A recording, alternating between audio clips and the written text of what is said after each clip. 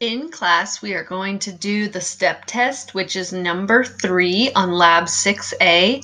We will separate the males and females because there is a different cadence. You have to step up and down to the beat. So I will bring that cadence and set that up for you.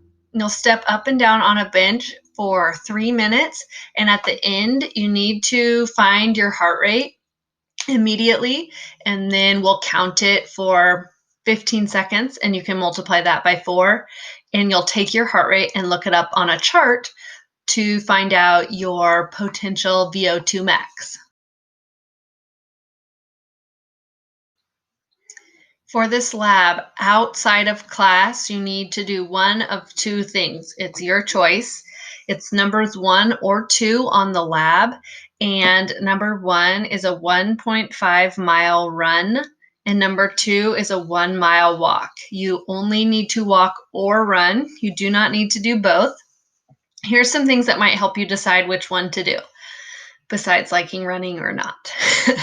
If you are already in shape and exercising, maybe you're on a team, then you are not going to get a good prediction result with a walk test. And so you would probably want to run. The benefit to running is you don't have to do any math. You take your time at the end of your 1.5-mile run, and you look it up on a chart in the book, and it will tell you your predicted VO2 max based on your time. If you choose to walk, you need to walk pretty briskly because your heart rate has to be over 120 when you finish the test.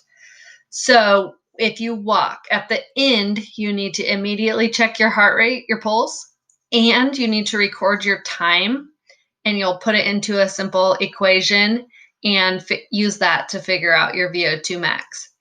So you are not going to want to spend more than 20 minutes walking. You'll have to walk fast enough to where you're getting in.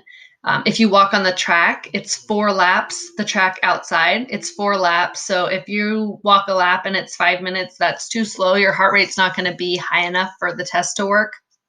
If you walk inside in the blue gym, it is 10 laps for a mile.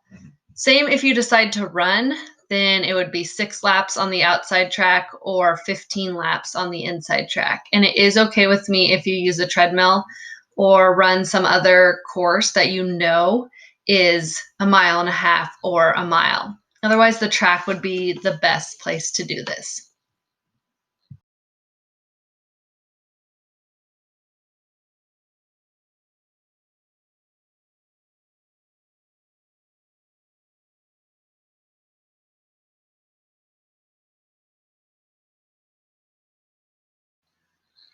Maybe you're wondering, what is this VO2 max you speak of?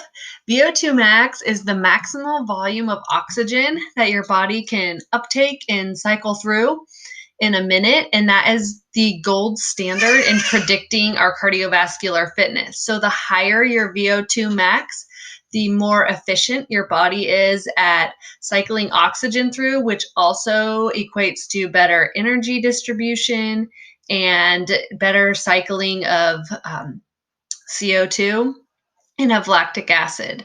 So VO2 max, the higher, the better, and the lab will have you look up your predicted VO2 max in the book to see whether it is excellent, average. Again, this is just a snapshot in time. This can change very much with training.